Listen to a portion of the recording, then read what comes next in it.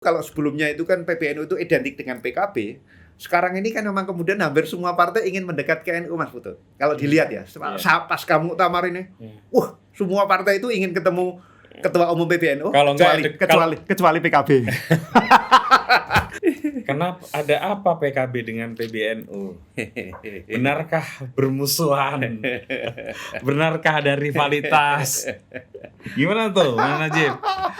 Itu udah kalau orang Jawa bilang gamblang welo-welo gitu.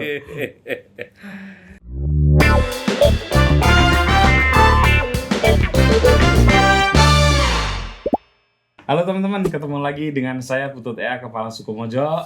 Nah, menjelang maghrib ini kita akan ngobrol dengan seorang sosiolog terkemuka sekaligus barusan dilantik menjadi Wasekjen PBNU. Wah, luar biasa ini. Kacau. Jabatannya Mas Najib Aska. Sebenarnya Najib Aska PhD ya. Mas Najib dulu ini kan wartawan ya, seingat saya ya. Betul. Ya. Wartawan Detik, tabloid Detik ya, bukan detik.com. Ya, betul. Ya. Itu gimana tuh ceritanya? Ceritanya saya itu dulu aktivis pers kampus. Yang sospol atau yang Sospol. UGM? Saya itu dulu pemretnya Sintesa. Oh, berarti Sintesa ini sudah tua ya? Sudah tua. Dulu sebelum saya itu Mas Dodi itu antara lain. Dodi Ambardi yang kemarin. Celi, ya. Celi pernah. Celi, ya. Rizal Satu Malarangeng. angkatannya lah ya. Lalu pertama kalinya itu yang angkatannya Andi Malarangeng. Itu kira-kira yang pertama. Loh, Anda berarti sama Mas Celi itu berapa terpaut berapa angkatan? 3 tahun. Oh, di Celi itu bawahnya. 4, ya di bawahnya jauh sebenarnya. Cuman ya saya sempat satu asrama juga di Kopma, jadi sempat ya rada anu lah. Oh. Rada Sintesa itu pertama kali di saat Mas Celi. pokoknya zamannya ketua senatnya Visipol itu Andi Malarangeng. Itu didirikan zaman ketua senat Visipol itu Andi Malarangeng. Itu Sintesa berdiri. Andi Malarangeng itu kakaknya Rizal Malarangeng. Dia angkatan 82 atau 81 lah. Kira-kira. Bedanya dengan adiknya itu kayaknya jurusannya saja ya, sama-sama sospol. Sama-sama sospol, Andi itu sosiologi. Celi itu komunikasi. Nah, sosiologi sama dengan jenengan. Iya betul, sama-sama sosiologi Andi. Nah, itu gara-gara di pers itu lalu ya ketemu pers teman-teman macam-macam, lalu kemudian ya sering ke Jakarta dan lain-lain itulah. Ya. Lalu ketika Detik itu memulai ya, lalu saya kan kenal seperti Gusipul. Gusipul itu termasuk salah satu eksponen awal di Detik lah. Di Detik. Kan gitu kan sebenarnya Eros ya pemretnya ya. Iya. Lalu terus sebenarnya kan simbol informalnya kan ada Cak Nun, ada Gus Dur sebenarnya. Oh gitu. Ya. Oh. Nah, baru karena tahu itu, ini saya. Ya, karena itu. Tapi ini. kalau ke Jogjanya Pak Eros Jarot itu sering di Kadipiro, saya pernah dengar ceritanya. Tapi di belakangnya ada Gus Dur juga. Gus Dur juga. Oh. Ya, Gus Dur itu termasuk ya itulah. Provokatornya lah. Ya, provokatornya lah. Ya. Ah. Nah, itu kemudian yang di situ kan Saiful itu. Saiful kan keponakannya Gus Dur. Iya. Yang dulu tinggalnya di rumah Gus Dur, Saiful itu. Jadi Saiful itu orang pas keluarga Jombang tapi di Pasuruan, lalu kemudian dibawa ke Jakarta itulah Gus Dur. Iya. Dikuliahkan di UNAS. Iya, betul. Nah, itu selama kuliah itu kemudian sebagian waktunya nginep di rumah Gus Dur. Kira-kira. Betul. Nah, itu kemudian gitulah. Di UNASnya yang lulusnya lama banget kan. Iya. Nah, itu gara-gara nyambung sama Saiful sama teman-teman lain. Lalu ketika itu dimulai, saya diajak. Kira-kira. Enggak, kok bisa nyambungnya UGM dengan UNAS dengan Gus itu Dur. Dulu dengan ada Eros, dulu Pak Eros. ada organisasi namanya Ikatan Mahasiswa Ilmu Sosial dan Ilmu Politik Indonesia. Oh. Namanya ISMAISPI. Uniknya ketuanya adalah Gus Ipul. Dari UNAS. Ini salah satu kemampuan politik Ipul sudah muncul dari dulu sebenarnya. Ya kan? Jadi bukannya UI, bukan UGM. Bukan UI. UNAS pinter ya, dia bermain di antara dua itu. Jadi dia berbaik dengan UGM lah kira-kira waktu itu sehingga mengalahkan UI, jadilah dia ketua. Salah satu acaranya itu dulu di UGM, salah acara yang kedua ya, seminar nasionalnya IMAISPI itu yang sekian di UGM, saya jadi ketua. Saya kan dulu pengurus senat juga. Iya. Masuk Detik berarti tahun berapa ya? Saya tahun 92. 92. Ya, jadi 92 itu sebenarnya kan belum terbit, tapi masih simulasi istilahnya kan. Oh, berarti sejak awal sudah Iya, ikut sudah membidangi. ikut ya. Kan terbitnya 93, Mas. Oh ya, iya. Ya, terbit publik itu 93, tapi kita sudah mulai ngumpul bikin simulasi ya, macam-macam itulah sejak 92. Di Bredel 94. bukan 95 Juni ya? 94. Setahun aja. Ya. Tahun lebih sedikit lah. Nah, jadi ada majalah yang sangat terkenal dulu namanya Detik ya, bukan Iya. detik.com. Iya, betul. Detik dibikin oleh tadi itu Pak Eros Jarot, dan baru tahu saya kalau di belakangnya ada Gus Dur dan Gus ada Dur. Cak Nun gitu ya. Oh, dan sangat terkenal. Saya termasuk walaupun di Rembang sana Di Rembang ya dulu ya. berusaha untuk membaca gitu. Kadang-kadang dapat, kadang-kadang enggak gitu. Iya. Terus di Bredel, dan Ya. itu salah satu pembredelan yang cukup fenomenal Ya, karena ya. kemudian banyak yang melakukan aksi protes Betul. atas pembredelan Betul. Detik. Itu Detik, bareng dengan Tempo. Editor. Betul. bareng. Detik, Tempo. Detik, Tempo, Editor. Editor. Bareng 3 media itu. Itu yang kemudian membuat eskalasi politik Yes, kira-kira begitu. terus meningkat, Ya, ya. meningkat sampai Betul. kemudian terjadi 98. 98. Yes, kira-kira begitu. Waktu itu kenapa Mas Aska kok bisa di Bredel tuh kira-kira? Kenapa bisa di Bredel ya? Jadi memang satu kehadiran Detik itu kan waktu itu agak lain ya dibandingkan media-media yang lain. Jadi memang waktu itu kira-kira kita hadir dengan karakter yang beda. Kita karakter yang hampir semua jurnalisnya selain Eros, selain Budiono Darsono. Oh, Mas Budiono Darsono itu kan redaktor pelaksananya, redaktor eksekutifnya. Dulu sempat juga Mas Farid Gaban sebenarnya. Iya. Waktu simulasi. Mas Sula juga kan? Oh, Sula ya, Sula Iya. malah agak belakangan setelah saya. Sula itu, iya. tapi meskipun sebelum terbit, sama-sama sebelum terbit ya. Iya. Tapi yang jurnalis beneran itu kan hanya Budiono Darsono yang punya pengalaman banyak ya. Farid Gaban sempat ikut tapi hanya fase simulasi. Ketika Detik kemudian pindah markas dari Warung Buncit, dulunya kan pakai markasnya Republika, Mas. Kita simulasinya itu Oke. di Warung Buncit itu. Iya. Lalu kemudian karena satu dan lain hal kita pindah ke Prioritas, ke Gondangdia. Prioritas berarti Pak Gondangdia. Surya Paloh. Iya, betul Surya Paloh. Ah, Nah, itu kemudian Mas Farid nggak ikut. Farid tetap tinggal di Berita Buana lalu menerbitkan Republika itu. Iya. Nah, itu gimana tadi itu berarti? Jadi kira-kira itu ya, itu riwayatnya. Enggak, Detik. kenapa bisa di Bredel kalau ya saya galak kayaknya ya. Galak. Jadi karena itu hampir semua wartawannya itu aktivis pers. Ya tahu kan Mas Torik dari Jogja ya, misalnya Mas gitu Torik. Saya lalu itu ada Cula, ya ada Dalipin ya yang Iya, di BBC. sekarang di Kumparan. Betul. Jadi itu lalu dari Jakarta itu teman-temannya Mas Saiful sebagian ya, UNAS. Itu Saiful kan dulu ketua Senat. Jadi dia ngajak teman-temannya yang jurnalis, lalu ada juga teman-teman aktivis nasionalis. Pokoknya ini memang hampir semuanya teman-teman teman-teman pers kampus lah kira-kira gitu. Ya. Jadi sehingga kemudian mentalnya, semangatnya juga semangat rodo ngawur-ngawur itulah kira-kira maksud itu. Jadi menulis dan Eros memberi ruang untuk itu ya. Kemudian sehingga ya orang bilang ini memang media yang lahir untuk di Bredel. Tapi laris kan. Tapi laris. Jadi karena itu memang iya. karena dia waktu itu kita berani berbeda dengan yang lain dengan memuat belak-belakan kira-kira begitu Iya. ya. Kita kan banyak mengandalkan dengan wawancara panjang. Ya. Wawancara panjang, jadi interview lalu dimuat apa adanya. Kira-kira gitu ya. Itu kemudian jadi menarik karena biasanya kan banyak media lain agak ngemasnya kan muter-muter tuh. Model kayak Kompas misalnya kan gitu kan cara mengkritiknya kan rodo jurusnya rodo dawa ya, mumet-mumet kayak. Kalau ini enggak ngomong-ngomong nekat misalnya kayak Wikian Ki waktu itu yang sering kenceng ya, lalu kayak Gus Dur dhewe, Cak Nun kira-kira gitu. Jadi rame lah kira-kira gitu, membuat pers Indonesia jadi rodo rame lalu dianggap nakal, lalu bareng dengan Tempo dan editor lalu di Bredel. Berarti waktu itu Mas Najib Aska tinggal di Jakarta. Tinggal di Jakarta. Oke. Terus kemudian ketika sudah di Bredel, balik ke Jogja.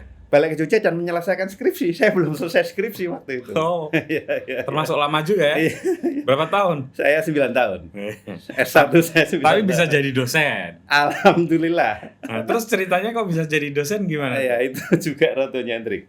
Jadi saya itu tadi ya, saya S1 9 tahun. Karena saya ketika mahasiswa lalu udah mulai nulis skripsi sebenarnya saya, lalu kemudian karena ada tawaran gabung Detik, saya pikir wah ini kayaknya momentumnya kok menarik nih, momentum politiknya ini loh. Kita kayaknya ikut udah tak tutup itu skripsi macam-macam, ikut ke Jakarta jadi jurnalis 3 tahun saya di Jakarta. 92, 93, 94, bahkan 92, 93, 94, 95 saya 95 saya di Jakarta. Jadi setelah di Bredel Detik pun masih di sana. Saya masih punya komunitas kreatif sama Sula, sama apa lagi itu, Yayan waktu itu ya, sama Eros masih tetap sama Eros. Di lebih ke film sih sebenarnya. Jadi penulisan kreatif untuk film. Jadi kemudian tapi sambil kemudian mulai menyelesaikan skripsi yang terlantar itu. Lalu saya selesai 96. 96 selesai ya, skripsi saya mungkin dianggap nyeleneh, Mas. Saya nuliskan mengenai studi kritis mengenai Dwi Fungsi ABRI, ya, mengenai studi militer lah. Tahun itu menulis mengenai militer dengan perspektif kritis mungkin ketok rada aneh kira-kira gitu ya. Lalu waktu diuji oleh para dosen dianggap rada anyar gitu. Sosiologi nulis tentang militer itu belum pernah mungkin selama ini. Waktu itu ya. Ya, lalu juga saya waktu itu minta Pak Yahya Muhaimin yang waktu jadi dekan Visipol untuk ikut menguji, padahal dia kan HI. Saya kan sosiologi. Karena dia kan pernah nulis skripsi yang hebat dulu mengenai militer juga. Diterbitkan oleh UGM Press pada tahun 71 atau sekian lah. Nah, jadi dia menguji, dia kemudian tahu skripsi saya, dia waktu itu jadi dekan. Nah, begitu selesai, lalu dia nawarin saya jadi dosen. Saya nggak punya imajinasi jadi dosen sebenarnya, Mas. Karena kuliah 9 tahun kan ya rawangun pengen jadi dosen ini kayak rawaras lah kira-kira. Lalu IP saya juga pas-pasan. IP saya total itu setelah skripsi itu 3,01. Oh ya, tinggi. Ya enggak, artinya sebelum skripsi itu 2,98, jadi di bawah 3. Iya. Ya artinya yang lain-lain kan biasanya lebih bagus lah. Artinya saya itu ya untuk para calon dosen ini rada endek. Kalau yang lain kan 3,25, 3,5 kira-kira kan begitu. Kalau saya jauh dari itu. Dulu kan kalau mahasiswa humaniora kalau mau kerjakan syarat minimum IP 2,75 kan? Iya. Saya nggak sampai. Terus kemudian kuliah. Ya, kemudian selesai karena itu setelah lulus itu lalu ditawari jadi dosen. Saya pikir ya waktu itu ditawari juga saya agak langsung bersedia, Mas, karena waduh, gimana Mas Najib ingin jadi dosen nggak? Bilang, waduh Pak, saya belum kepikir jadi dosen Pak. Bilang, memang imajinasinya jadi apa? Ya masih jadi jurnalis. Jurnalis ya? Masih. Okay. Artinya waktu itu saya masih punya komunitas juga di Jakarta. Meskipun di Bredel kita masih punya, saya, Sula, macam-macam itu masih ngumpul. Masih sering di tempat Eros, dengan ini macam-macam. Dia bilang, ya nanti saya diskusikan dengan teman-teman dulu Pak. Artinya gimana rencana teman-teman, kira-kira gitu. Dan betul, sampai ke Jakarta saya ceritakan. Saya ditawari jadi dosen nih, gimana nih? Ambil aja, kita kan nggak punya media. Bilang, nanti kalau kita punya media join lagi aja, kira gitu. Anggap aja ngecas baterai istilah teman-teman waktu itu. Bener ya udah. Akhirnya aku balik lagi ke Jogja, saya lapor Pak Yaya gini. Ya wis saya dimulai, kemudian ya, ada seleksi segala macam-macam lalu ya, sampai sekarang. Terus kuliah S2 di Australia tahun 2001. Ya. Setelah reformasi ya, saya banyak dibantu oleh Profesor Herbert Fate. Beliau kebetulan kan dulu waktu saya nulis skripsi itu ikut-ikutan membaca. Lalu alhamdulillah bersedia membuat pengantar untuk buku saya, kan diterbitkan LKIS dulu. Tahun 98. Jadi skripsi selesai 96, diterbitkan 98, itu termasuk ada pengantarnya Pak Herbert Fate waktu itu ya. Jadi dengan modal itulah saya cari-cari beasiswa. Karena nilai saya kan pas-pasan tadi. Nilai pas-pasan, kuliahnya 9 tahun. Alhamdulillah hanya nyantol di NU. Ketemu dengan Harold Crouch, kan yang ahli militer juga. Saya masih nulis mengenai militer waktu S2 saya mengenai konflik Ambon. Peranan militer dalam konflik Ambon. Kan menarik, karena mereka memang terlibat kan. Militer itu terlibat dalam konflik Ambon dengan berbagai variasinya lah. Ya, lalu kemudian S3 tahun 2006 di Belanda, di Amsterdam. Tahun 2006? Mulainya selesai 2011. Termasuk singkat juga ya? Ya, jadi kesasar jadi dosennya kebablasan ya. Sampai hari ini. Terus Mas Najib ini kan ini juga ya, menulis tentang Muhammadiyah dan NU. Ya, itu betul. Penelitian atau apa tuh? Penelitian. Ya, betul. Itu apa tuh Mas? Ya, itu kita penelitian tahun 2018 ya kalau nggak salah itu. Berarti belum lama ya? Belum lama. Tahun 2018 itu. saya dengan teman-teman termasuk Mas Hairul Salim ya, waktu itu dari NU-nya saya ajak Mas Hairul Salim. Lalu siapa lagi, kita ada beberapa orang, ada dari Muhammadiyah, ada Mas Zaki, Arobi dan lain-lain. Jadi waktu itu sebenarnya gini, concernnya waktu itu adalah kira-kira ruang publik kita itu kok diisi oleh narasi-narasi yang negatif lah, kira-kira begitu. Terutama tidak lama setelah ya Pilkada DKI itu kan ramai itu, kusut lah kira-kira ruang publik kita itu penuh dengan kebencian, saling ini dan lain-lain. Tapi sebenarnya kan kita itu punya cerita-cerita positif tuh. Indonesia itu punya banyak narasi-narasi positif. Salah satunya itu adalah kita punya dua ormas hebat yang saya kira sebenarnya mewarnai dunia, NU dan Muhammadiyah. Dia itu satu, itu bisa jadi kan ormas terbesar di dunia. Ya, NU misalnya dengan hasil beberapa survei itu kan orang yang merasa bagian dari NU itu kan lebih dari 50% umat Islam. Ya, yang merasa ya, bukan anggota, karena anggota nggak jelas. Kalau NU anggotanya nggak jelas. Cuman secara kultural merasa. Yang secara kultural maupun ritual dekat dengan. Kira-kira dengan NU itu kira-kira gitu. Berarti kan besar tuh Mas. Artinya kan besar ya. Muhammadiyah juga besar. Itu kan NU saja mungkin lebih besar dari umat Islam seluruh Timur Tengah. Kan gitu. Misalnya 50 juta itu sudah banyak banget. 50% itu udah banyak banget. Banyak banget. Betul. Udah 100 sekian. 10 juta. Betul. Jadi umat Islam macam negara di Timur Tengah dikumpulkan itu belum sama dengan jumlah. Misalnya, itu kan berarti hebat ini Indonesia ini Islam yang hebat di dunia. Tapi meskipun selama ini kan kurang direken ya, kurang dihitung dan kita sendiri mungkin kurang mengapresiasi. Dari situlah lalu kita kumpulkanlah narasi-narasi positif mengenai NU, peranan dalam perdamaian, kira-kira gitu, dan peranan dalam demokratisasi karena Indonesia itu mulai dipikir orang sebagai ini menarik nih, negara Muslim terbesar di dunia yang relatif damai, artinya ada konflik nggak begitu seberapa, lalu juga demokratik. Banyak negara Islam di dunia itu kan nggak demokratik, Timur Tengah semuanya kan nggak demokratik sebagian besar, kan begitu ya. Nah ini kayaknya kok perlu nih kita angkat nih narasi-narasi ini. Nah, udahlah lalu dengan beberapa teman ngobrol, diskusi, lalu kita riset, lalu dijadikan buku. Wah, waktu itu ya tahun 2019 kita terbitkan kalau nggak salah.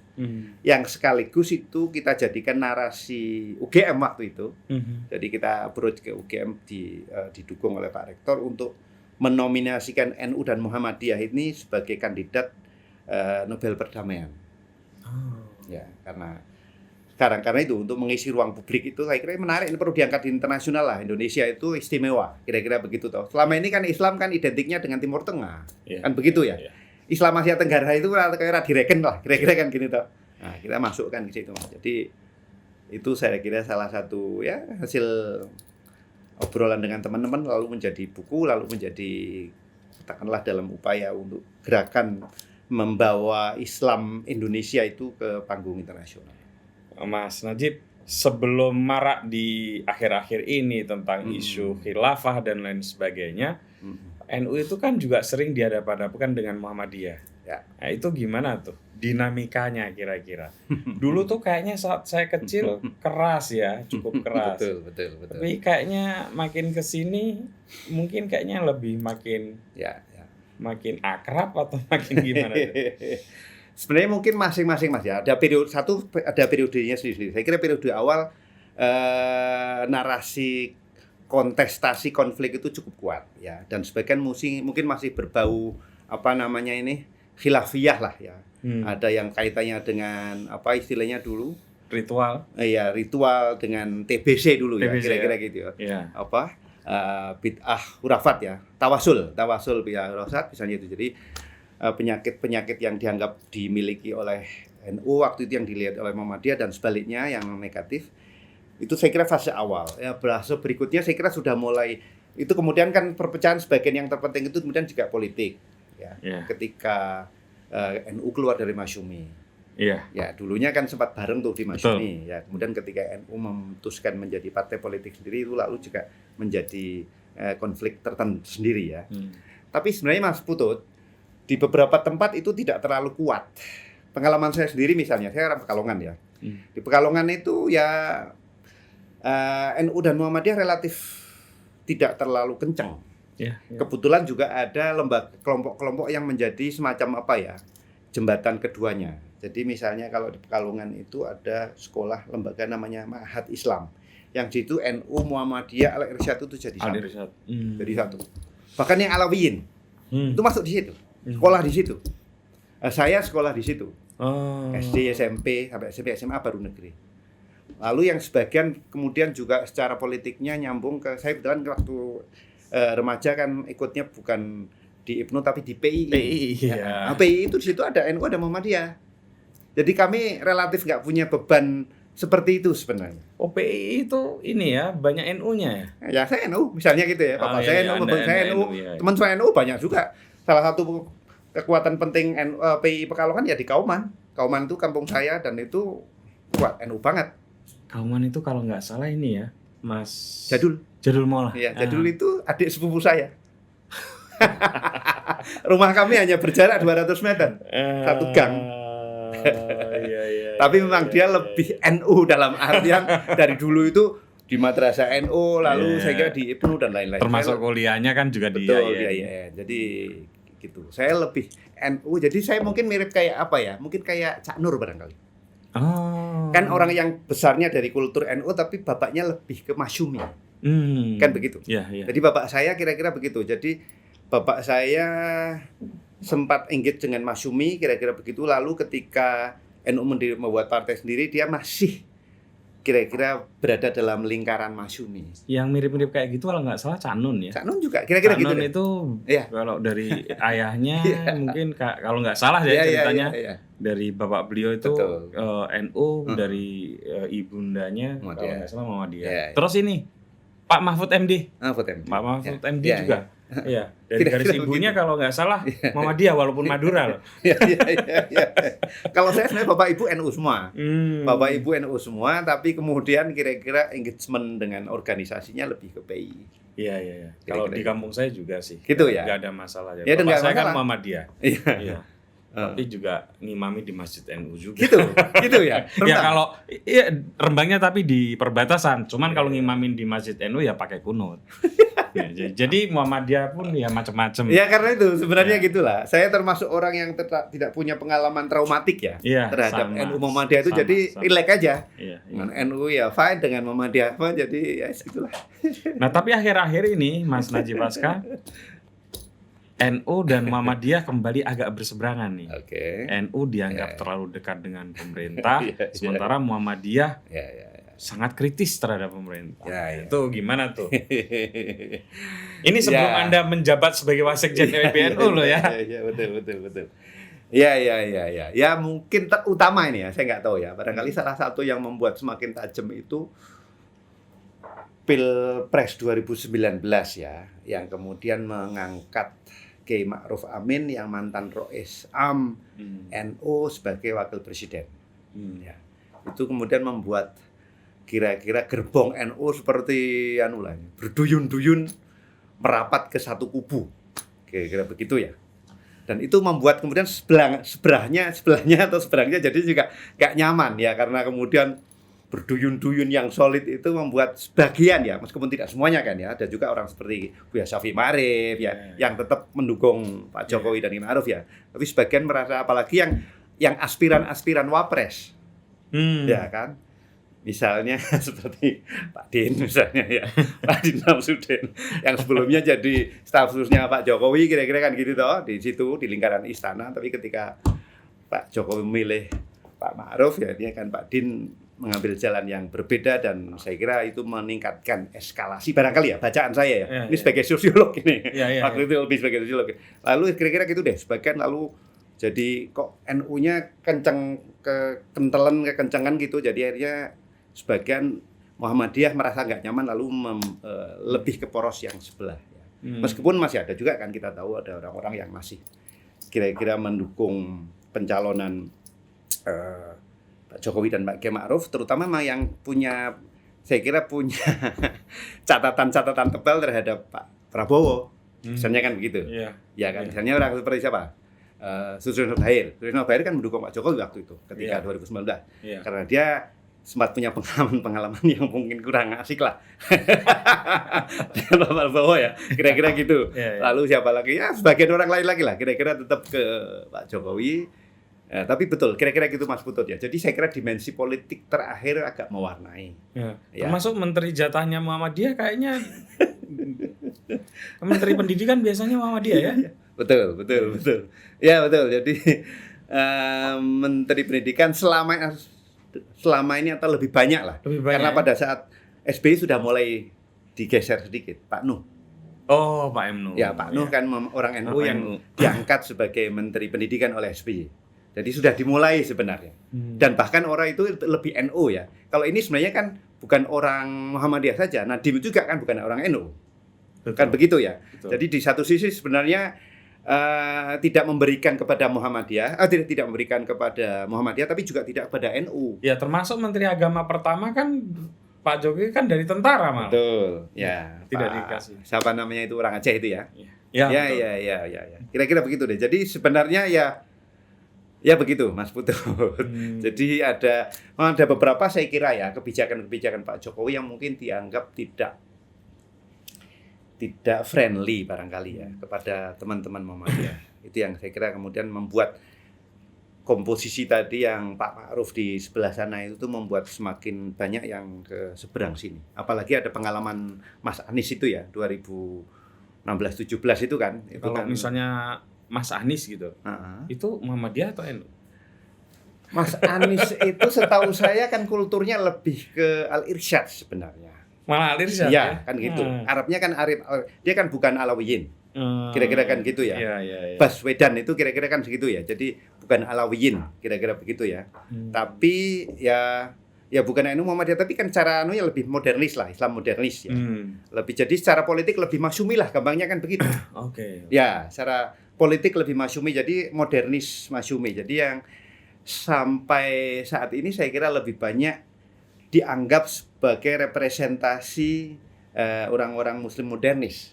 Dan itu identik dengan Muhammadiyah. Dan Muhammadiyah, betul. Jadi di grup-grup yang teman-teman Muhammadiyahnya kuat, ya termasuk PI sebenarnya itu kan sangat antusias ya dengan saya baru tahu. Ya, dengan naiknya Mas Anies ini dan mereka termasuk yang Saya kira PI itu banyak orang-orang di Prabowo, bukan ya? Ya Prabowo juga kan gitu, Prabowo kemudian kan ketika Karena kan banyak lingkaran ring satunya dari PI juga ya, kan. Muzani itu teman baik saya tuh. Teman seangkatan saya tuh ketika di PI. Iya, Muzani. iya. Ya betul. Jadi kan kemudian ketika Prabowo merapat ke pemerintah kan lalu simbolisasi kelompok Islamis ini kemudian kan melekatnya ke Mas Anies, kira-kira begitu. Pasca 2019. Dan itu kalau Mas Anies jadi maju presiden, kira-kira itu jadi representasi Muhammadiyah mungkin? Ya, sebagian kalangan Muhammadiyah merasa terwakili oleh beliau, kira-kira gitu. Karena itu kan sekarang tantangan besarnya Mas Anies itu kan mendapat dukungan dari Nahdliyin, kan begitu. Kalau di Muhammadiyah kayaknya udah sebagian besar welcome lah. Cuman NU kan masih punya keseganan ya atau catatan-catatan terhadap Mas Anies. Termasuk kasus 2017-nya itu sendiri dan mungkin kira-kira itu simbolisasi selama ini yang merasa dianggap lebih dekat ke Muhammadiyah dan Masyumi. Walaupun dalam konteks Jakarta sebetulnya bukan Muhammadiyah dong ya. Betul. Karena kalau kita mau lihat dengan lebih jernih lagi, pendukung Mas Anies organisasi Islamnya kan malah afiliasinya di Nahdliyin. Betul. Betul ya? Jakarta memang saya kira sosiologinya agak khas ya. Yang saya kira harus dibedah dengan cara tersendiri tuh, dengan kacamata sendiri, kira-kira gitu. Karena ya seperti kita tahu FPI kan ya NU cara beragamanya. Betul. Kira-kira begitu. Jadi makanya memang dulu saya sempat rame ketika 212, saya bilang loh 212 itu bukan Wahabi. Iya, betul. 212 itu NU itu. Betul. Iya kan? Ya kita bisa lihat di banyak yang datang dari Jember juga banyak. Di Jakarta juga. Iya, sholawat kan gitu ya. Cara-caranya sangat NU, kira-kira begitu, nggak ada di Muhammadiyah. Setidaknya secara kultural berdekatan dengan NU lah. Betul. Begitu Mas. Jadi memang Jakarta saya kira perlu dibaca dengan cara yang lain itu. Kita agak politiknya kita abaikan dikit lah. Kok bisa jadi wasekjen PBNU? Gimana ceritanya Mas Najib? Ya saya kira sebagian faktor terbesar saya kira karena hubungan baik saya dengan Gus Yahya ya. Gus Stakuf lah. Sebenarnya kami lebih banyak yang memanggilnya Stakuf kalau di Visipol itu. Yahya Stakuf Yahya itu Khalil UGM, Stakuf, ketua ya? umum ya PBNU. Beliau kan dulu kuliah di UGM di jurusan sosiologi sama dengan saya. Sama dengan kakak kelas saya. Oke. Beliau angkatan 84, saya 87. Dan dari dulu memang saya relatif dekat lah. Saya termasuk karena orang yang suka dolan kira-kira gitu. Yeah. Jadi sering kemana-mana, sering kadang-kadang yeah. yang nginep di tempatnya Gus Yahya, Gus Stakuf di Pondok Krapyak kan. Beliau di Krapyak. Beliau di Krapyak kan? Ya, beliau itu kan dulu di sini sebenarnya mulai SMP, Mas, di Jogja itu. Bukan SMA ya? SMP kelas 2. Ah. Kira-kira gitu. Saya SMP-nya lupa ya, SMP mana, Iya, tapi iya. kemudian mulai SMP dia di Krapyak, lalu kemudian SMA 1. Ya. Bukan MAN 1? Bukan, SMA 1. SMA 1 Jogja? SMA 1 Jogja, Oh. Teladan. SMA 1 ya, sekarang sebutannya SMA SMA Teladan. 1. Ya, ya. Oh. Dia SMA 1, kemudian selesai lulus dia kuliah di Sosiologi. 84. Itu unik ya, kenapa beliau nggak di IAIN ya biasa? Iya. Gitu, jadi karena kenal udah agak lama, kira-kira gitu ya. Lalu kebetulan terakhir ini saya agak lumayan dekat, terutama atau semakin dekat ya, ketika beliau kunjungan ke Israel tuh, Mas. Beliau kan waktu itu menjadi One Team Press. Iya. Ya, jadi beberapa bulan sebelum kunjungan itu dia jadi One Team Press, diangkat jadi One Team Press. Jadi ketika dia lakukan kunjungan itu sudah statusnya One Team Press. Meskipun undangan itu datang jauh sebelum dia One Team Press. Karena itu kan sempat jadi rame. Ya. Jadi apakah dia berangkat atau tidak, atau dia berangkat sebagai apa, itu kan rame. Nah, waktu itu kebetulan saya dimintai tolong oleh ya senior saya yang agak deket di istana kira-kira gitu, untuk menyampaikan pesan-pesan kepada Gus Yahya itu. Karena tahu saya dekat kan. Ya. Kan posisi dia kan agak khusus, menteri pun kan susah menegur One Team Press. Iya. Kan nggak bisa, harus presiden langsung kan. Selain itu kiai. Iya kan? Jadi karena itu, jadi dia merasa kesulitan berkomunikasi, misalnya menyampaikan, ini Menlu repot ini Pak Kiai Yahya, kalau panjenengan ke sana itu nanti kita negara sahabat gini, pokoknya macam-macam lah. Kan komplikasinya banyak tuh. Karena dia kan, saya baru tahu loh ini. iya, karena beliau kan statusnya sudah One Team Press tadi itu. Iya, Kalau walaupun dia undangannya sebelumnya. Karena itu kan jadi sebelum berangkat dia sebenarnya sudah diwanti-wanti kalau bisa jangan berangkat. Tapi dia bilang, saya nggak bisa karena ini agenda yang sudah lama, satu. Ini agenda besar yang dia sudah rancang lama, kira-kira begitu. Ya. Dan itu bagi dia adalah kira-kira melanjutkan mandat-mandat peradaban Gus Dur, kira-kira begitu ya. Oke. Kayaknya dialog Israel-Palestina Betul, dan macam-macam kira-kira gitu. Sehingga dia bilang, saya nggak bisa kalau harus membatalkan ini. Oke. Ya bahkan menurut saya ini menarik, jadi membuat saya menarik ya. Kalau memang saya merepotkan presiden, saya lebih baik mundur saja dari One Team Press. Wah. Jadi dia punya keyakinan yang tinggi, punya visi bahwa ini penting. Saya nggak apa kok, saya nggak jadi One Team Press itu nggak apa-apa, saya nggak minta jadi One Team Press kok. Saya jadi One Team Press itu nggak pernah melamar, nggak pernah jadi apa-apa. Jadi kalau memang agenda saya itu, langkah-langkah saya itu dianggap merugikan pemerintah, khususnya Pak Jokowi, udah saya mundur aja, nggak ada masalah. Kira-kira begitu. Yang penting agenda-agenda keislaman menurut beliau benar. Menurut beliau penting, jalan. Itu jalan. Nah, waktu itu Pak, saya memang karena diminta menyampaikan beberapa pesan-pesan itu Iya. oleh salah seorang senior. Iya. Mas tolong sampaikan Gus Saya Yahya sih ya, agak ini tahu sih seniornya siapa. terus. gitu. Ini gini soalnya Pak Jokowi ini gitulah, kira-kira gitu toh. Iya. Oke, ya, tak kunjungi saya, ketemu ngobrol macam-macam. Kira-kira jawaban dia gitu. Ya udah. Ini agenda yang sudah lama, kira-kira gitu gini. Jadi kalau memang ini merepotkan, saya mundur aja. Lebih baik saya mundur aja. Saya nggak apa-apa. Saya nggak ada masalah kayak jadi One Team Press itu rana masalah, gampangnya kira-kira Iya. gitulah. Nah, itu yang membuat saya juga semakin respect nih pada Gus Yahya. Ini orang unik juga nih, orang punya gagasan, punya keyakinan yang kan jadi anggota One Team Press itu keren lumayan lah. kan? Iya. Lumayan keren lah. Gajinya gede, fasilitasnya oke kan gitu ya. Dianggap setara menteri. Iya. Ya punya terlibat dalam forum-forum di istana. Jadi tapi dia bilang nggak apa-apa, aku ganti aja, mundur aja kalau memang ini berapa. Jadi wah asik nih. Nah, saya kemudian mulai itu Mas Putut, saya makin dekat kira-kira gitu ya, sering diskusi. Kalau ada apa-apa ya juga Gus Yahya ngajak ngobrol saya atau gini. Nah, kemudian gitu terus ya sampai kemudian muktamar itu. Tapi waktu ini kan sudah akrab kan waktu kuliah sudah kan karena akrab. itu cuman saya bilang ini semakin Semakin ya saya bilang kan hubungannya udah lama karena itu kan termasuk akrab dengan Gus Ipul. Oh ya, karena Gus Ipul karena sama-sama jurnalis tadi. Ya. Ya, itu jadi memang ini agak. Kalau sama-sama dari Sospol dengan Gus Yaya akrab, dengan Cak Imin akrab nggak? Dengan Cak Imin cukup akrab juga. Oh. Ya, cukup akrab juga. Dulu Cak Imin itu pernah di Detik, Mas. Oh iya ingat saya. Cak Imin itu pernah menjadi kepala litbang Detik, tabloid Detik. Iya. Gitu. Jadi saya di redaksi, Gus Ipul di redaksi. Benar. Cak Imin itu pernah jadi kepala. Bukan wartawan ya? Bukan, kepala litbang tabloid Detik. Gitu. Jadi kami akrab dari dulu dekat. Cak Imin kan kalau di Visipol dia kakak angkatan saya lebih dekat dibanding Gus Yahya. Dia 87, saya 88. Dia 86, saya 87. Oke. Dia departemennya waktu itu sosiatri, betul. Saya di sosiologi, kira-kira begitu. Balik ke tadi, Mas Najib, ketika sebentar sebelum ditawarin atau apapun lah, ya. sempat jadi tim sesnya berarti, Gus Yahya Stakuf. Enggak juga sebenarnya, enggak. Kalau Gus Ipul kan jelas jadi tim sesnya, panglimanya. Panglimanya. Gitu. Kalau Anda enggak ya? Berarti enggak mengira masuk ke dalam struktur PBNU. Saya enggak mengira. Gimana tuh ceritanya? Saya enggak mengira. Iya, saya enggak mengira. Jadi saya enggak mengira akan jadi pengurus itu enggak ya. Jadi meskipun saya dekat dengan Gus Yahya. Jadi setelah selesai, cuman memang bahkan rencananya kan saya itu kan ingin memang ikut muktamar waktu itu ya. Yang di Lampung itu. Yang di Lampung itu saya nggak bisa datang juga karena anak saya kebetulan waktu itu lagi kecelakaan. Jadi karena ada kecelakaan, udahlah saya nggak bisa ikut lah karena saya ngurusin aja, saya pamit. Sebentar maunya ke sana berarti jadi tim ses di lapangan. Enggak juga. Atau pengamat. Iya temennya lah. Nemenin lah ya. Seperti Sulak lah. Dulu kan waktu itu nulis buku itu menghidupkan Gus Dur. Itu kan narasi mengenai dari interview dengan Gus Yahya lalu diterbitkan jadi buku namanya judulnya catatan kenangan Yahya Khalil Stakuf, judulnya menghidupkan Gus Dur. Kira-kira gitu. Itu kan diterbitkan beberapa minggu sebelum muktamar. Ya kira gitu ya.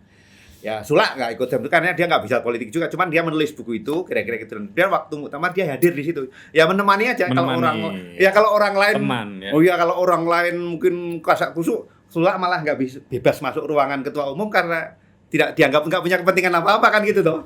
Bisa rokok-rokok bareng nih saya pun. Oh kadang-kadang kalau Gus Yahya lagi stres, "Wene dilak, wene nih." Gue kanca guyon kira-kira kan gitu. Kalau yang lain kan harus screening dulu nih. Ini kubu mana, ini mana kan gitu toh. Dan lain-lain apa kepentingannya kalau Sulak malah. Saya kira-kira seperti itu. Kalaupun hadir kira-kira ya wes melu grup-grup kira-kira begitu. Tapi posisi Waksekjen itu kan penting banget. Sebenarnya enggak juga Mas Putut. Karena Waksekjen itu banyak di PBNU. Oh iya, karena segede itu kan. Iya. Sekjennya 1, Wasekjennya itu 20. Jadi orang penting-penting banget lah sebenarnya, ya kan? Kecuali kalau Wasekjennya cuma 3 atau 5, hebat banget ini. Oh, tapi kalau 20 memang kebanyakan. Iya karena itu. Karena itu orang penting-penting banget lah, cuman menggenapi saja. Jadi memang gini, jadi memang saya nggak tahu apa-apa. Saya tahu mengenai saya masuk PBNU pun sehari sebelum diumumkan, ya. Dan itu tidak langsung dari Gus Yahya. Yeah. Jadi sehari sebelum diumumkan itu saya dihubungin oleh seseorang, ya, yang saya nggak kenal, ngirim WA tiba-tiba. Mas panjenengan diundang besok pagi ada acara ta'aruf PBNU kira-kira gitu di NU. Siapa gitu? Aku waktu itu bulan lagi perjalanan Jogja Solo sama keluarga. Jadi saya udah karena saya nggak kenal, saya nggak respon sampai di rumah sore-sore itu baru siapa tuh gitu? Kok Alek namanya Alek? Siapa tuh gitu? Terus saya kontak Gus Ipul. Gus Ipul, kok saya diundang kayak gini nih? Ada apa ini? Dia bilang gitu toh. Yeah. Gus Ipul langsung nelpon saya. Wah, mantap itu Pak Najib berarti masuk PBNU. Loh, kok masuk gimana? Ya masuk itu berarti kalau yang besok diundang itu berarti masuk PBNU. Loh, masuk jadi apa? Wah, nggak tahu saya, kata Gus Ipul. Yang tahu hanya Gus Yahya, Dama, Rois Am. Karena mandatarisme utama kan hanya 2 orang. Rois Am dan Gus Yahya. Plus dibantu berapa orang yang fungsi itu? Yang menyusun kepengurusan ya. Begitu ya. Formatur. Wah gitu ya. Udah habis itu saya kontak Gus Yahya. Gus, ini ngaku kok dikirimi undangan kayak gini nih. Piye? Abang ngono. Ono apa? Aku kon ngopo ngene lho. Aku perlu mangkat ra aku ngono deh. Terus dia jawab habis maghrib itu. Harus. Jawabannya cuma pendek. Harus. Loh kok harus gitu ya? Tak telepon. Gus ki piye iki kok harus? Kowe gelem ora mlebu PBNU? Dadi apa, Gus? Ya sak karepku. Sak karepku. Nek kowe gelem mangkat, nek ora gelem ya ora usah mangkat. Wah, jigeri. Ya wes Gus, tak pikirin. Udah gitu aja. Udah ngobrol sama istri, ini aku kok kayak gini-gini nih, enaknya gimana nih? Wis mangkat aja, Mas. Ya wis mangkat. Nyari tiket, besok mangkat, aku nggak tahu jadi apa. Sampai diumumkan baru tahu. Wakil sekjen ini salah satunya adalah gitulah Najib dan lain. Wah, jika wakil sekjen dan sampai selesai pengumuman kan, cara selesai semua kan, aku waktu itu mau pergi. Aku ketemu Gus Yahya lagi. Gus, ini berarti apa ini tugasku ini? Bagi wakil sekjen ini apa tugasku? Apa tugas dari usus? Sungguh kalau dipikir lah. Ngono ya. Jadi udah enggak jelas pokoknya. Ya, kemudian saya dilibatkan dalam beberapa hal lah. Yeah. Kayaknya si engagement saya lebih banyak fungsi-fungsi eksternal. Oke. Jadi kalau dalam kewasekjenan itu ada pembagian tugas internal macam-macam. Tugas saya kira-kira adalah hubungan antar lembaga dan hubungan masyarakat. Itu coupling saya. Antar lembaga otonom di PBNU maupun keluar ke pemerintah maupun ke luar negeri. Termasuk baru pulang kemarin dari Dubai. Kayaknya itu yang kemudian saya langsung dilibatkan kemarin itu waktu misi ke Dubai itu. Kerja sama pendidikan lah dengan Emirat Arab. Mas Najib, saya mencatat setidaknya ada 2 hal yang dijadikan bahan kampanye oleh Gus Yahya Stakuf. Yang pertama adalah pemberdayaan umat Nahdien. Yang kedua itu soal PBNU, bukan PBNU. NU dan PBNU PBNU tidak diseret-seret ke dalam politik praksis. Gimana tuh? Betul. Itu benar terjadi atau enggak tuh? Ya, setahu saya begitu, Mas. Yang saya pahami dari Gus Yahya dari awal kami diskusi memang begitu. Maaf, yang pertama dulu deh. Apa sih maksudnya konsep pemberdayaan ini?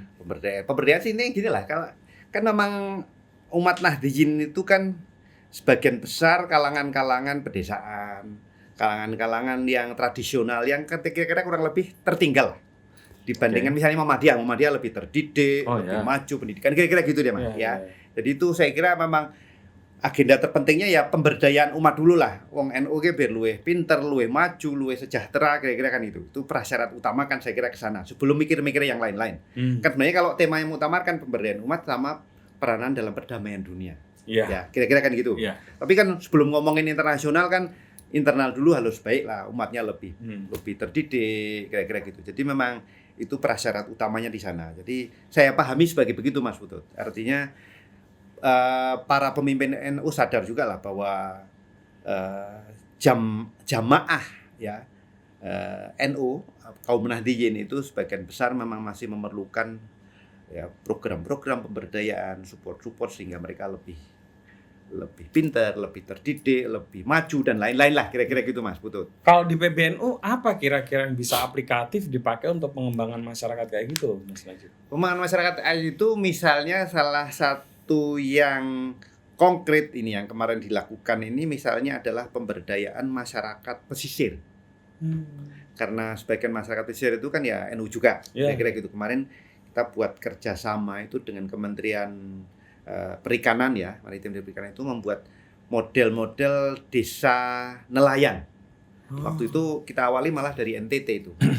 Harlah itu di NTT ada sebuah desa namanya Desa Warloka di NTT itu yang itu ingin dikembangkan, ingin dijadikan sebuah desa nelayan tapi maju dan makmur, kira-kira gitu, Mas. Contohnya, itu satu contoh. Jadi dengan cara membangun jadi program-program pemberdayaan misalnya di situ diperkuat akses pasarnya, kira-kira kayak gitu ya. Sekarang itu di situ misalnya nggak ada listrik. Contohnya ini, katanya nggak ada listrik. Nah, itu kan harus fasilitasi dulu loh. Listrik piye carane? Ada listrik, setelah listrik lalu mulai itu pasar. Sekarang ini mereka kalau habis ngambil ikan harus jualnya di tempat lain. Nah, itu kan kemudian berkurang lah nilainya dan macam-macam kira-kira gitulah, Mas Putut. Jadi itu kira-kira seperti itu, di infrastrukturnya diperbaikin, fasilitas, lalu harapannya ini maju. Kalau ini maju lalu kayak gini loh, lalu di tempat-tempat lain semuanya sama. Ya, itu programnya sih sebenarnya di sekian puluh desa nelayan ya. Seingat saya sekitar 100-an lah desa nelayan. Misalnya begitu Mas Putu. Contoh ini. Yeah. Jadi kalau ini berhasil berarti ini penguatan kira-kira daerah-daerah NU yang di pantai modelnya seperti ini nih caranya. Contohnya kira-kira gitu. Lalu apalagi sekarang lagi punya program yang lagi kalau hari-hari ini di kick off itu program-program ya semacam literasi digital lah untuk NU. Karena NU kan termasuk ya sekali lagi dibanding yang lain mungkin paling kurang lah terliterasi ya dalam hal digital, akses digital. Ini termasuk punya rencananya kerjasama begitu. Jadi NU kan sekarang lagi salah satu program besarnya Gus Yahya sekarang adalah memang transformasi digital NU.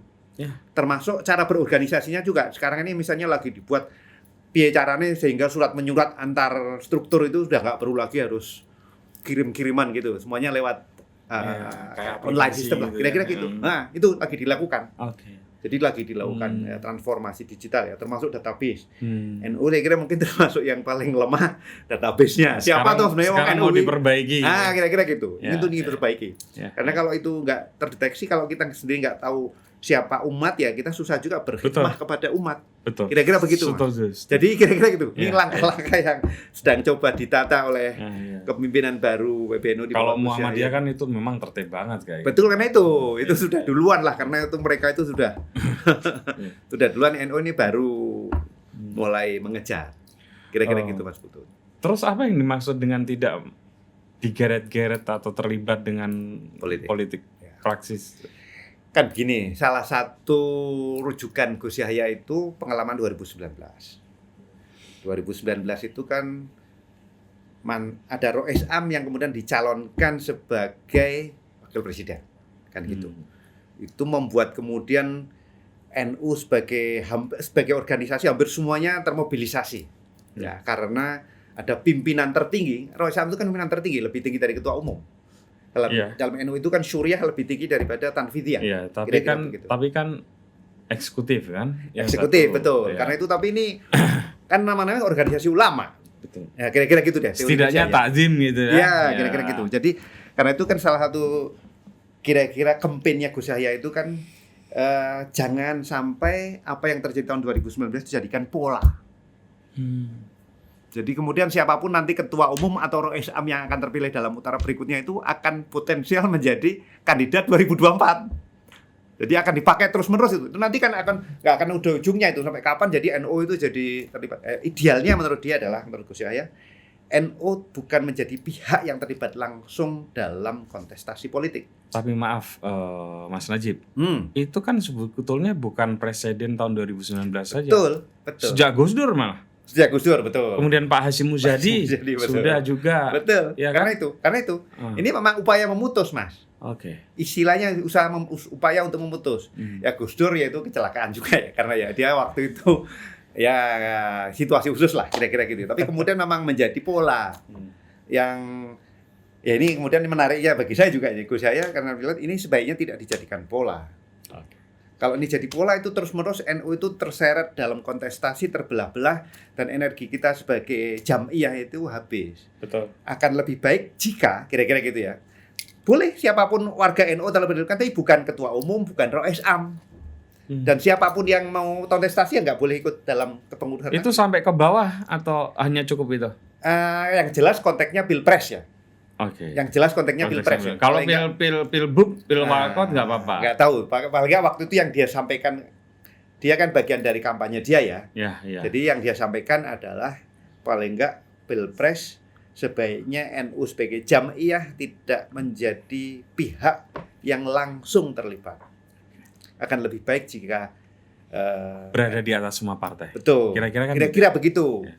Dan menurut saya ini menarik. Jadi justru setelah penyikapan itu, kalau sebelumnya itu kan PBNU itu identik dengan PKB, sekarang ini kan memang kemudian hampir semua partai ingin mendekat ke NU, Mas Putu. Kalau dilihat ya, pas kamu Muktamar ini, semua partai itu ingin ketemu ketua umum PBNU, kecuali PKB. Kecuali PKB. Nanti akan saya tanyakan. Dan semua pakai jaket Banser. Kira-kira gitu deh. Jadi memang kemudian menjadi menarik ya. Jadi positioning itu membuat jadi NU lebih inklusif ya sebagai ormas yang siap mendukung siapa saja, misalnya jamiahnya yang mau terlibat, oke silakan. Oke. Dan saya tahu persis juga beberapa kandidat-kandidat penting itu udah merapat ke NU melalui berbagai cara dan diterima.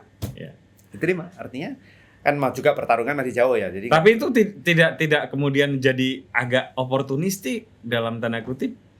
Semua pihak diterima begitu, ya, kan? Malah dianggap nggak punya pendirian atau pemihakan. Kalau menurut saya nggak jadi, karena memang kan satu, memang dia tidak menjadi partisan dalam politik pilpres yang itu ya. Jadi siapapun yang mau sowan kan diterima lah. Masa mau kamu mau apa kira-kira kan? Enggak, silakan dulu ya. Bahwa nanti kan ada ini proses terus berlangsung ya sampai nanti. Bayangan saya idealnya memang adalah, dan sekarang saya kira sudah saya lihat cukup menarik. Hampir semua potensial kandidat 2024 itu mencoba mendekat ke PBNU. Ngetuk pintu, sowan, cari kira-kira gitu. Ya oke, moga. Artinya nggak perlu harus saya hanya mendukung yang ini, yang lain nggak. Jadi kan melalui NU menjadi semakin sempit kalau begitu. Sekarang ini menurut saya sih fine. Artinya tidak menjadi partisan. Dan kalau oportunistik dalam artian dia membuka pada semuanya, kan saya kira itu sesuatu yang baik-baik saja, Mas. Kecuali kalau kemudian mendapatkan keuntungan ekonomi. Nah, gitu ya. Kira-kira begitu. Yang penting kan concern Gus Yahya ini adalah kan itu tadi, pemberdayaan umat ini, resourcesnya kan sebenarnya memang di negara sebagian sekarang ini kan begitu ya. Artinya apalagi pasca Covid ini kan banyak dunia usaha kolaps kan begitu ya. Resource terbesar itu di negara, dan ya saya kira itu harus dimanfaatkan sebesar mungkin untuk manfaat umat, kira-kira itu. Setuju. Tidak pribadi-pribadi ya. Itu yang penting kan ke sana kemudian. Nah, kalau pribadi itu baru jadi skandal. Nah, kira-kira gitu. Mas. Ini agak sensitif karena tadi sudah tercetus gitu ya. Kenapa ada apa PKB dengan PBNU? Benarkah bermusuhan? Benarkah ada rivalitas?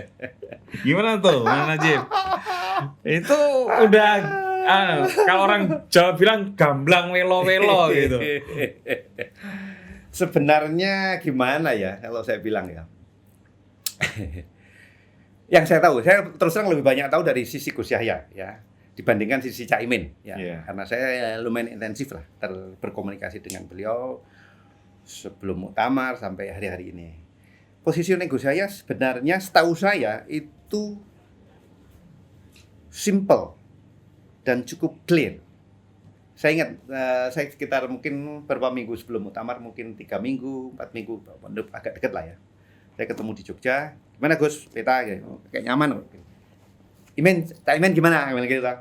Imin jawab clear. Aku ketemu langsung, ketemu sendiri. Waktu itu kan sempat ketemu Gus Ipul sama Imin katanya, bertiga. Permintaan Gus Yahya kira-kira sederhana aja. Imin, panjenengan yang penting netral. Saya nggak ingin meminta dukungan dari Caimin. Kira-kira gitu. Saya nggak perlu. Tapi saya juga berharap Caimin nggak usah mendukung sebelah. Caimin netral aja. Itu akan baik untuk semuanya. Kira-kira gitu. Mas Najib, dari versi Gus Yahya hanya minta netral Caimin. Ya. Yang terjadi nggak netral Caimin.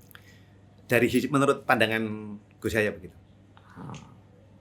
Menurut pandangan Gus Yahya, pada waktu-waktu terakhir akhirnya berpihak. Pada awalnya memang netral. Tapi tampaknya ini setelah melihat ada gelombang dukungan kepada Kiai Said Akil dari satu faksi penting dalam politik Indonesia, lalu Caimin dan teman-teman, menurut saya sekali lagi ya, kayaknya lebih ke sana. Kira-kira gitu, itu simpelnya. Ini banyak ceritanya, tapi saya nggak bisa. Oke, tapi kan itu sudah selesai. Sudah selesai. Gus Yahya sudah jadi ketua PBNU. Betul, ya. Sementara Caimin masih jadi ketum PKB, betul. Dua posisi yang sama-sama penting dan strategis. Betul. Tapi kenapa kemudian di depan publik dipertontonkan satu ketidakcocokan? Sebenarnya begini, Mas Putut, yang saya pahami ya. Kalau statement dari Gus Yahya sebenarnya agak bersifat normatif saja. Dalam artian NU dan PKB itu sudah jelas-jelas punya hubungan khusus di masa lalu, karena memang yang mendirikan PKB itu NU, kira-kira kan itu. Jadi itu nggak bisa diingkari, dan itu Gus Yahya sendiri dulu kan orang PKB, betul, kira-kira kan itu ya. Betul. Nah, tapi Adiknya juga PKB kan? Adiknya juga PKB Ya, karena itu. Jadi tapi ya. NU sekarang ini kira-kira di bawah kepemimpinan dia tidak akan berpihak kepada satu partai, kira-kira begitu ya, dan tidak akan menjadi alat hanya satu partai. Kita akan menjaga jarak terhadap semua partai. Tentu ada hubungan khusus dengan PKB, tapi tidak seperti yang dulu-dulu yang seolah-olah NU itu alatnya PKB, ada kesan begitu. Iya. Kan begitu. Betul. Jadi apalagi kemarin periode terakhirnya Kiai Said itu kan sekjennya kan Helmi Faisal ya, yang mantan wasekjen PKB. Dan mantan atau masih ya? Waktu itu mantan. Ya, waktu itu betul otomatis ketika. Tapi artinya itu adalah kira-kira orang pentingnya PKB yang ditaruh di sangat pentingnya di NU. Jadi otomatis semuanya NU kira-kira seperti dalam kendali PKB. Ya, inginnya Gus Yahya tidak seperti itu. Tetap spesial, kira-kira gitu ya. Tapi ya yang lain-lain juga lah, karena yang NU itu juga ada di Golkar, ada juga di PTI, ada di Gerindra, ada di P3, macam-macam. Jadi Gus Yahya ingin mencoba kira-kira ya format baru hubungan PKB yang kita tetap spesial lah, tapi ya nggak seperti dulu yang seolah-olah dikontrol. Kira-kira gitu Mas Putut. Sebelum adu perang yang kemudian perang komentar ya, bukan perang yang lain. Iya.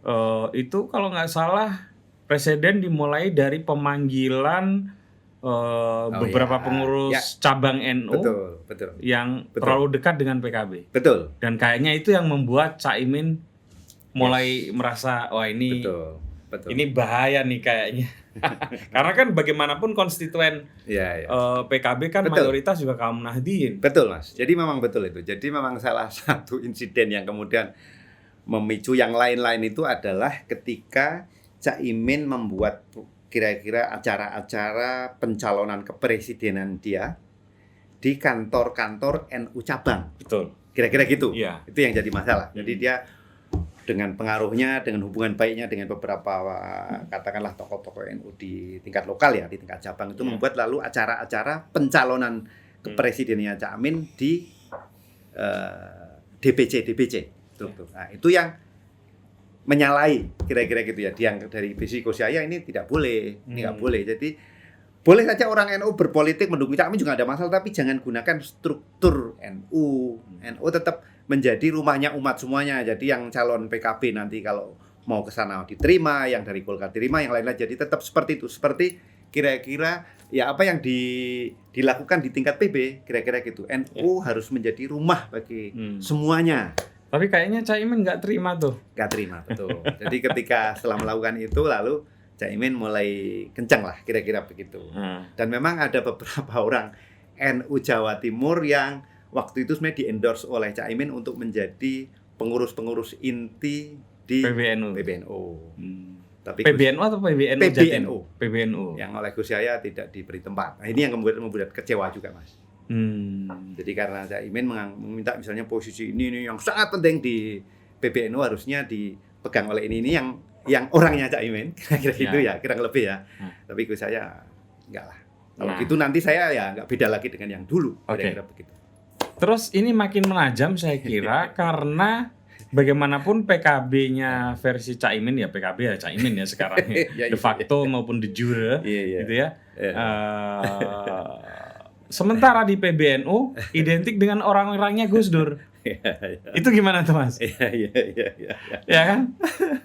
Ya begitu. Jadi memang ini kemudian sepertinya tiga putrinya Gus Dur jadi ada yang jadi pengurus PBNU, ada yang di Badan Otonom ya kalau nggak salah ya. Tapi intinya ada di PBNU ada deh. Semuanya. Di keluarga PBNU. Semua putri Gus Dur masuk di 4 putri Gus Dur.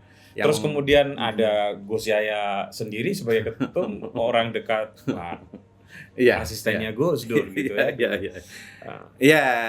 Ya kira-kira begitu. Kemudian ya muncul itulah. Jadi seolah lalu kesan itu semakin kuat lah kira-kira gitu ya. Artinya positioning Gus Yahya yang memang kredonya ketika kampanye itu adalah menghidupkan Gus Dur, kira-kira gitu ya. Jadi apa yang ingin dia lakukan selama periode kepemimpinannya itu adalah menghidupkan ide-ide Gus Dur yang kemudian waktu itu dituliskan oleh Mas Sula itu ya. Jadi kira-kira gitu, salah dalam berbagai hal ya. Yang itu kemudian salah makin kuat ketika semua putri Gus Dur masuk di dalam kepengurusan PBNU yang sekarang. Ya. Nah, belakangan lagi kemudian ketika itu tadi ya, saling berbalas komentarnya sudah betul, mulai menajam dengan Mbak Yeni gitu ya. Kira-kira begitu. Kira-kira begitu. Jadi ini semakin kuat kesannya. Ya.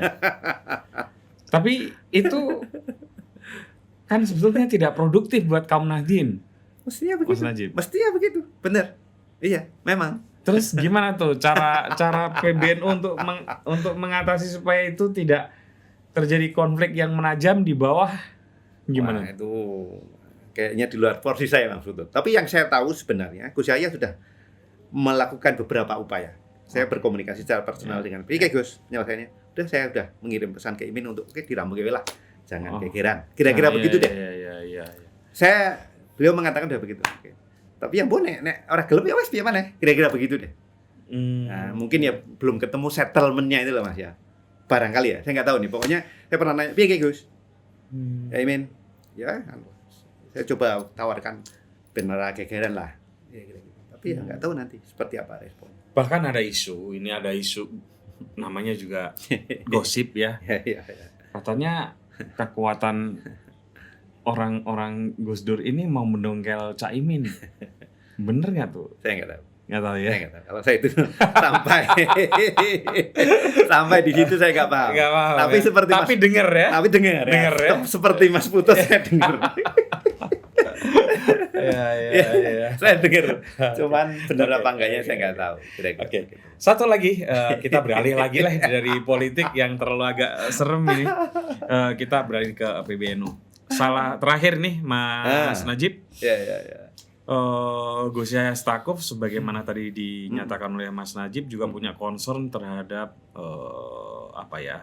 perdamaian dunia. Betul. Ya. Dan bagaimanapun PBNU adalah representasi dari salah satu kaum muslim yang besar di Indonesia, dan Indonesia sendiri adalah negara muslim terbesar sedunia. Ya, betul. Itu gimana? Apa agendanya dan Ya. apa yang menjadi konsentrasi isunya gitu. Jadi ini menarik kebetulan Mas Putut. Jadi memang tahun ini itu adalah kita memasuki usia 1 abad NU menurut kalender Hijriah. Oh iya benar. Menurut kalender Hijriah. Iya. Jadi ini 100 tahun umur.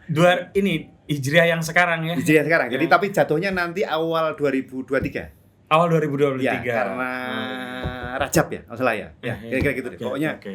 Wah, tapi ini bakal masuk, punya hajat besar nih. Iya, karena itu. Ya. Jadi gitu. Jadi ini kebetulan masuk 1 abadnya NU kalau dalam ikut kalender Hijriah. Jadi kemudian PBNU kemudian merancang memang banyak agenda-agenda besar sepanjang tahun ini dengan puncaknya awal tahun depan itu. Salah satunya adalah mungkin yang terkait dengan perdamaian dunia itu ada 2 agenda Mas Putu. Yeah. 1 agenda yang insya Allah akan dilaksanakan bulan November nanti. Agenda namanya R20. Religion 20. Jadi ini acara yang berdekatan dengan G20. Kebetulan kan tahun ini Indonesia jadi G20 juga November kan? Karena itu G20 itu kalau saya nggak salah 14 November ya? 15-16 atau sekian lah kira gitu. Pokoknya belasan itu ya. R20 itu rencananya mungkin sementara ini kalau saya nggak salah sekitar 2, 3, 4 kira-kira itu. Oh, mendahului. Tapi tidak di Bali. Di Bali juga. Di Bali juga. Jadi memang ini agenda global yang memang dikaitkan dengan G20 dan mendapat endorsement juga dari Presiden Jokowi. Itu yang rencananya akan mengundang 20 tokoh besar agama dunia. Salah satunya Paus. Oh ya? R20. Kemarin Gus Yahya ke sana itu memberikan undangan kepada beliau. Menarik. Jadi Paulus diundang, pimpinan Hindu India diundang, kira-kira gitu. Lalu tapi dari lama nggak Protestan. Nah, ini kayaknya itu salah satu memang kemarin jadi perdebatan keras kayaknya. Itu bisa mengganggu iklim investasi. Tapi kalau bisa mendatangkan luar biasa. Iya, jadi Protestan, Buddha semuanya. Jadi rencananya tokoh-tokoh Yahudi undang. Iya. Semuanya akan diundang. Pokoknya R20 itu adalah pertemuan pimpinan-pimpinan agama dunia yang membahas mengenai isu-isu keagamaan itu sendiri. Jadi bagaimana positioning agama dalam isu-isu yang kekinian dan ke depan. Kalau selama ini kan biasanya ada juga forum-forum dalam rangka G20 itu, tapi biasanya namanya Interfaith 20. Interfaith ya. Tapi biasanya itu ya tokoh-tokoh wakil berbagai agama ngomongin agendanya SDGs. Kira-kira. Jadi bukan problemnya agama itu nggak pernah dipikir. Dan tokoh-tokohnya ya tidak harus pucuk-pucuk. Ya sangat developmentalis. Ya, developmentalis lah kira-kira. Kalau ini memang betul-betul pucuk-pucuk agama. Jadi dianggap agama ini sebagian dari problem hari ini. Kira-kira kan gitu toh. Bagaimana kita menyelesaikan ini? Bagaimana kita bisa para pimpinan agama itu menyepakati hal-hal sehingga agama justru bisa berkontribusi untuk ke depan tidak menjadi problem. Tapi sebagai problem solver ya. Problem solver, kira-kira gitu. Nah, kira-kira itu. Itu agenda besar, satu agenda besar. Wah, Insya Allah tahun ini. Ini sedang dalam proses ya. Jadi itu satu. Anda termasuk sebagai wasekjen yang antar lembaga tadi berarti yang kayaknya jadi pucuk pimpinan ikut-ikut lah. Kalau R20 kayaknya jadi orang pentingnya nih. Ya ikut-ikut nyapu-nyapu sedikit-sedikit lah Mas Butut. Biar nanti tamu-tamu datang nggak kotor lah. Itu satu. Agenda kedua yang juga penting adalah rencananya di akhir tahun akan menyelenggarakan namanya Muktamar Dunia Fikih Peradaban. Wah, apa lagi itu? Nah, ini menarik nih, dan ini menarik sekali. Gimana? Jadi menurut Gus Yahya dan pimpinan setelah didiskusikan di ulama-ulama. Sebentar, saya ulang. Fikih peradaban. Fikih peradaban. Oke. Ya. Jadi poin concernnya adalah kira-kira gini. Sebagian besar kitab fikih yang hari ini dijadikan rujukan para ulama semua itu adalah produk zaman Turki Utsmani. Ya. Kira-kira begitu. Jadi konteksnya adalah waktu itu. Sehingga sebagian sangat banyak dari keputusan-keputusan atau judgement waktu itu sudah nggak relevan dalam konteks negara bangsa hari ini. Tidak relevan atau belum mengalami masa yang seperti sekarang itu ini. Perlu rekontekstualisasi. Poinnya kan begitu. Ya. Poinnya ini perlu dibaca ulang, perlu direkontekstualisasi. Kita perlu merumuskan ulang kira-kira hukum-hukum fikih dalam hal tertentu. Salah satunya kan sudah diawali oleh NU dengan kira-kira tidak lagi menggunakan konsep kafir. Yang itu hasil konferensi besar NU tahun 2017 kalau salah ya. Karena apa? Karena itu kan produk fikih zaman waktu itu. Yang ini adalah Muslim, selain itu adalah kafir. Kafir itu statusnya dua, dhimmi atau harbi, kan kira-kira gitu. Kalau yang memusuhi diperangi namanya harbi, kalau yang tunduk mampu beri namanya dhimmi. Tapi itu kan konsep ketika Muslim sebagai sultan, kan gitu. Kita itu sekarang negara bangsa, jadi sama statusnya. Nggak ada ya Muslim lebih tinggi dari yang lain. Jadi kemudian itu tadi konsep kemudian kewarganegaraan ini. Ini kan perlu tajdid yang luar biasa Mas Putu. Nah itu kira-kira pemikiran seperti itu diajak kepada para ulama-ulama dunia. Oh itu dunia nanti Al-Azhar datang dari Yordan, datang dari mana datang untuk diajak bareng-bareng loh. Ini NU punya pikiran kayak gini gimana? Dipikir bareng-bareng. Ya kan, biar nggak hanya NU saja. Jadi termasuk menghadapi dunia digital. Iya, dunia digital. Kripto itu gimana? Kan gitu toh. Walaupun Mbak Yeni pernah tuh bikin diskusi tentang kripto ya apa? Diskusi hukumnya itu menarik juga. Iya, tapi karena itu banyak hal-hal yang memang kan harus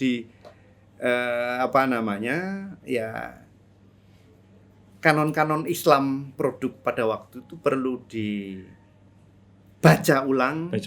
Kira-kira itu dengan tatapan yang lebih kritis dan memahami apa perubahan peradaban hari-hari ini dan hari ke depan, karena ini juga kan perubahan itu luar biasa akselerasinya kan begitu ya. Jadi kalau enggak nanti umat Islam akan menjadi umat yang tidak relevan dengan zamannya. Karena kita masih mengacu pada kitab-kitab lama yang itu adalah jelas produk-produk intelektual raksasa ya. Pada masanya. Kira-kira kan gitu loh. Dahsyat itu produk-produk intelektualnya dahsyat, hasil pemikiran, hasil pengkajian, tapi itu kemudian perlu dibawa kepada konteks yang baru. Dan yang membahas adalah para ulama juga seluruh dunia. Betul, diajak bukan hanya PBNU saja. Bukan hanya PBNU saja, benar. PBNU kayaknya hanya memfasilitasi. Menarik sekali. Jadi agendanya tadi internal dan eksternal. Kalau eksternal tadi R20 itu kan antar agama. Kalau yang Muktamar Fikih Peradaban itu Khusus internal muslim. Ya, para ulama. Untuk menghadapi persoalan-persoalan keagamaan sekarang dan membaca ulang kitab-kitab lampau untuk dikasih konteksnya sekarang. Ya. Misalnya kitab-kitab itu diletakkan di muslim di Eropa kan juga pusing. Kan gitu toh. Karena waktu itu kan konteksnya muslim di negara Islam tapi ketika kita menjadi minoritas di sana jadi ruwet itu beberapa hal. Misalnya ya. Belum lagi teknologi. Belum lagi yang lain-lain. Jadi paling nggak 2 agenda besar itu Mas Putut yang sedang dikerjakan oleh teman-teman PBNU di bawah pimpinan saya ini untuk kira-kira NU memasuki abad kedua ini dengan lebih lebih kuat lah, lebih baik, lebih berdaya kira-kira gitu ya, untuk menempatkan diri dalam kira-kira perubahan-perubahan besar itu dengan lebih baik ya, termasuk yang yang terakhir baru kita lakukan kan kerjasama kita dengan Uni Emirat Arab itu. Yang Anda ke Dubai kemarin. Ya, kemarin itu misi. Bisa ceritain sedikit dong? Ya, Mas jadi Najib. Kemarin misi PBNU ke Uni Emirat Arab itu membuat kerjasama dengan MBZ University for Humanities ya, di Abu Dhabi untuk membuat program bersama di Indonesia. Ya. Program bersamanya di Indonesia? Di Indonesia, ya? Program bersama tapi di Indonesia nanti rencananya dicangkokkan atau dikelola oleh UNU Yogyakarta. UNU itu Universitas NU? Yogyakarta, ya. NU Yogyakarta. Programnya namanya MBZ School of Future Studies. Nah, studi ini masa depan. Studi masa depan ini. Apa itu studi masa depannya itu? Studi masa depan bukan isu baru banget ya. Future Studies itu sudah berkembang di beberapa negara. Sudah mungkin 20 tahun, 30 tahun terakhir. Iya, tapi dalam konteks keislaman apa tuh? Ya, karena itu memang termasuk di Indonesia belum ada itu yang sekarang. Oh, di Indonesia belum ada, setahu saya ya. Itu memang studi-studi mengenai apa yang akan terjadi ke depan. Jadi Future Study itu mengkaji mengenai probabilitas apa yang akan terjadi, skenario-skenario. Ya. Lalu bagaimana kita mewujudkan skenario-skenario itu, kira-kira gitu. Lalu bagaimana kita mendidik skill yang sesuai dengan apa yang akan terjadi di depan. Satu contoh kecil deh, supaya mudah dipahami. Yang paling mudah kepahami ya mungkin saya kira semacam ini, kripto itu misalnya. Kripto itu kan sesuatu kayaknya yang nggak bisa di stop ya. Iya, tidak bisa di stop, karena itu akan menjadi ke depan. Jadi mau nggak mau ini akan entah nanti stepnya kapan ini akan menggantikan katakanlah sistem perbankan konvensional sekarang ya, yang ada bank sentral dan macam-macam itu kira-kira itu akan terjadinya kapan nggak tahu, tapi itu tampaknya kira dalam skenario studies ya itu akan terjadi kira-kira begitu ya. Dan kita harus siapkan sumber daya yang tahu dan paham dan menguasai itu ya kira-kira begitu. Jadi harus disiapkan itu isu-isu. Belum lagi kajian masa depan bioteknologi yang luar biasa, kira-kira gitu. Jadi banyak hal yang itu juga akan ada banyak perdebatan soal fikihnya itu. Betul, kayaknya. Jadi kira-kira itu Mas. Betul. Iya. Oke, Mas Najib, saya masih mau tanya banyak, tapi ini sudah 1 jam lewat banyak ini, dan sudah saatnya sholat maghrib juga. Terima kasih banyak dan sukses selalu, Mas Najib. Terutama di 3 hal penting itu tadi ya. 1, menyambut Al-20 di Bali. Dan pemerintah juga setuju kan mengendorse itu juga ya. Kemudian pertemuan antar ulama di seluruh Indonesia untuk membahas isu-isu terkini. Betul. Dan membaca ulang kitab-kitab agung di zaman itu untuk dapat konteksnya sekarang. Dan kerjasama dengan universitas apa tadi?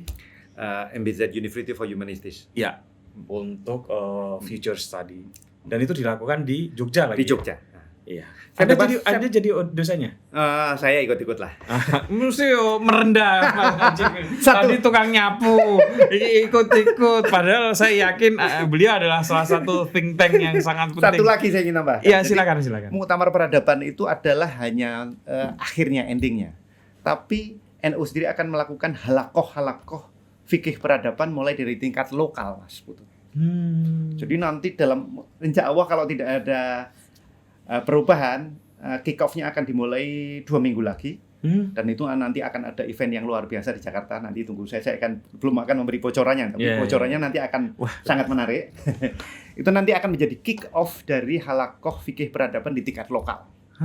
Yang nanti dari bulan ini sampai bulan kira-kira Desember itu akan dilakukan sekitar di 250 titik se-Indonesia.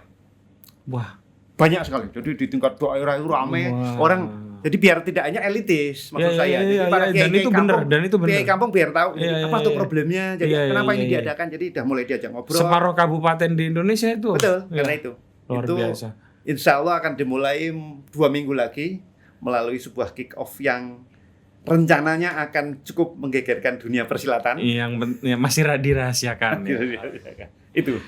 Dan pasti Mas Najib masih akan sangat sibuk. Tapi masih sempat ngajar nggak, Mas? Alhamdulillah. Masih ya? Saya basisnya tetap di Jogja. Oh iya. Ya, sekali aja. Saya orang cabutan aja, Mas.